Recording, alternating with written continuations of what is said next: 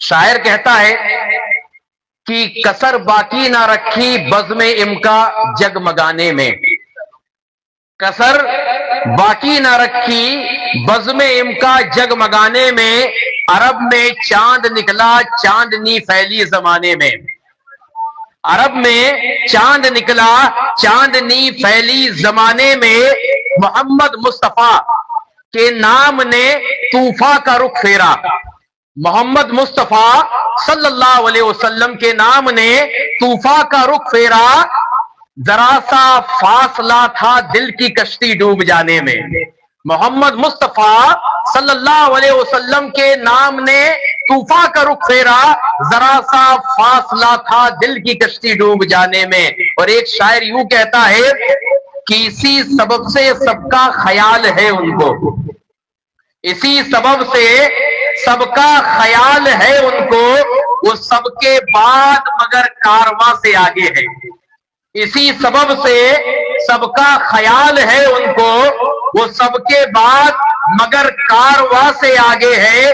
یہ کون آیا ہے یا رب، یہ کس کو بھیجا ہے، یہ کون آیا ہے یا رب، یہ کس کو بھیجا ہے، تیری زمین تیرے آسماں سے آگے ہے، یہ کون آیا ہے یا رب، یہ کس کو بھیجا ہے، تیری زمین تیرے آسماں سے آگے ہے۔ محترم سامعین کرام، اللہ تبارک و تعالی قرآن کریم فرقان حمید میں ارشاد فرماتا ہے، لقد من اللہ علی المؤمنین اذ بعث فیہم رسولا۔ یہاں پر رب کائنات نے جو آیت کریمہ کا آغاز کیا لقد سے کیا، اگر آپ عربی کے قوانین پہ غور و فکر کریں گے تو عربی میں لام تاکید ہوتا ہے، تاکید کے ساتھ لیا جاتا ہے، اور قد حرف تحقیق ہوتا ہے، تو رب کائنات نے لام تاکید بھی لے کے آیا اور قد حرف تحقیق بھی لے کے آیا، فرمایا تحقیق کہ اللہ تبارک و تعالی نے مومنوں پہ بڑا احسان کیا کہ اس میں انہی میں سے بڑا عظمت والا رسول بھیجا۔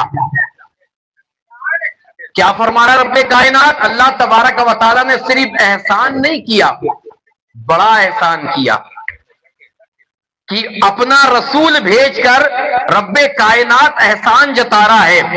اگر ہم اس روئے زمین پر اپنی نگاہ دوڑائیں تو آسمان رب کائنات نے بنایا، ہمارے لیے سایہ ہے، مگر یہ سایہ دے کر رب کائنات نے احسان نہیں جتایا۔ یہ زمین ہے چلنے کے لیے، رہنے کے لیے، بسنے کے لیے، مگر یہ اتنی بڑی زمین دے کر اللہ تبارک و تعالی احسان نہیں جتا رہا ہے۔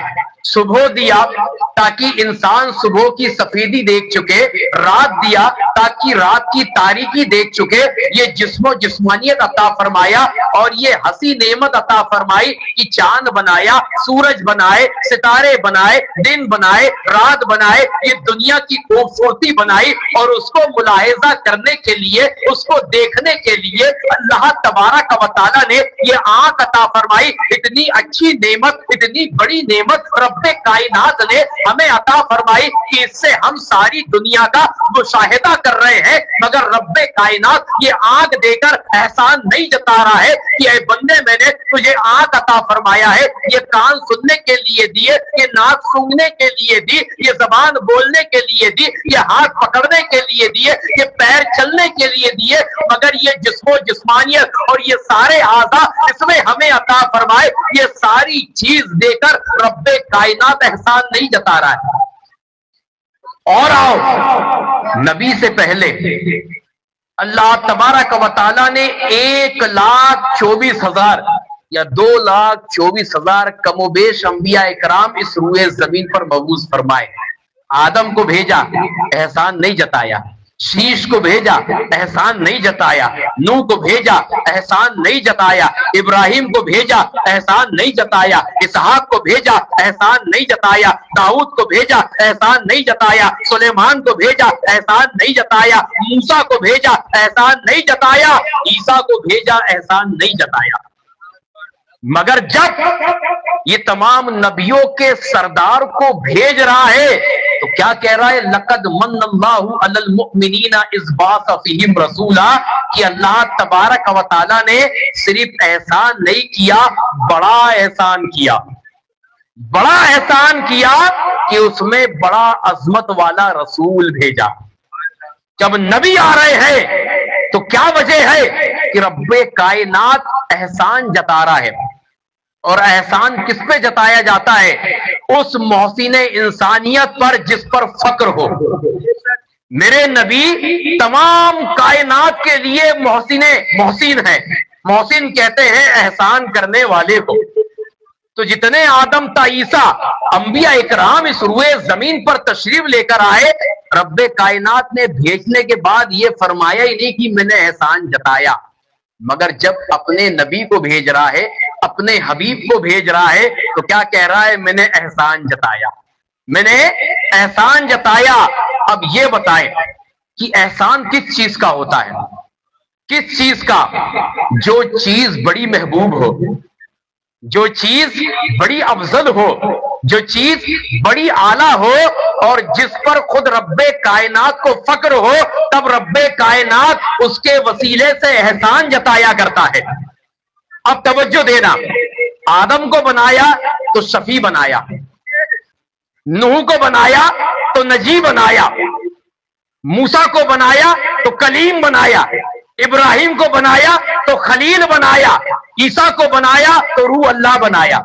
مگر جب اپنے حبیب کو بنایا نا، تو کہا یہ میرا حبیب بھی ہے، میرا محبوب بھی ہے۔ اور جو محبوب ہوتا ہے نا، وہ بہت قریب ہوتا ہے۔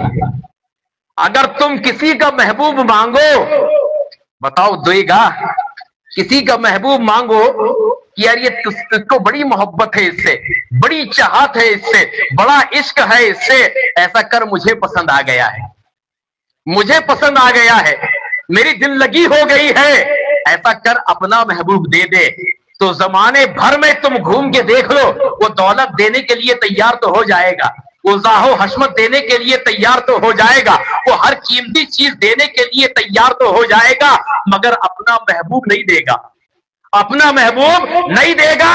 ارے رب کائنات کی شان کریمی پہ قربان جاؤ، رب کائنات ایسا کریم رب ہے کہ اس نے اپنے نبی کی امت کو اپنا محبوب عطا کر دیا، اپنا محبوب دے دیا، اور محبوب دے کر احسان جتا رہا ہے کہ لوگوں میں نے ایسی ویسی چیز نہیں دی ہے، اپنا محبوب دیا ہے، اپنا محبوب دیا ہے، اس لیے احسان جتا رہا ہوں۔ اور دوسری چیز کہ احسان کس پر ہوتا ہے؟ جو ہمارے لیے کچھ کرے، جس کا احسان ہمارے لیے ہو۔ تو آؤ ذرا میرے نبی کے آنے سے پہلے کا زمانہ دیکھیں، اور میرے نبی کے آنے کے بعد کا زمانہ دیکھیں۔ آج ہم جس میں جی رہے بس رہے ہیں، وہ زندگی کو دیکھیں کہ ہماری زندگی عیش و عشرت میں گزر رہی ہے، ہماری زندگی زاہ و حشمت میں گزر رہی ہے، ہماری زندگی نبی کے طریقہ کار پہ گزر رہی ہے، اور نبی نے جو ہے ہمیں اس ظلمت سے چھٹکارا دے کر اجالا عطا فرمایا ہے۔ اگر ہم ایک پہلو کو دیکھیں تو وہ لوگوں کو دیکھیں جنہوں نے زندگی گزاری تھی، تو نبی کریم نے جو ہے ان کو نکال کر یہ اجالا عطا فرمایا ہے۔ تو پھر نبی کریم رؤوف و رحیم جب رب کائنات عطا فرما رہا ہے تو احسان جتا رہا ہے کہ اے لوگوں، میں نے ایسے محبوب کو بھیج دیا ہوں جو تم کو ظلم و ستم سے نکال کر، تم کو اندھیرے سے نکال کر اجالا دکھائے گا، اجالا دکھائے گا۔ تو پھر معاملہ کیا ہے کہ آج جو زندگی ہم گزار رہے ہیں، اس زندگی پر ہمیں فخر ہونا چاہیے، ہمیں احسان ہونا چاہیے۔ کیوں؟ کیونکہ میرے نبی کا معاملہ یہ ہے کہ وہ جو نہ تھے تو کچھ نہ تھا، وہ جو نہ ہو تو کچھ نہ ہو، ارے جان ہے وہ جہان کی، جان ہے تو جہان ہے۔ وہ جو نہ تھے تو کچھ نہ تھا، ان کے آنے کے بعد ہی سب کچھ ہوا ہے۔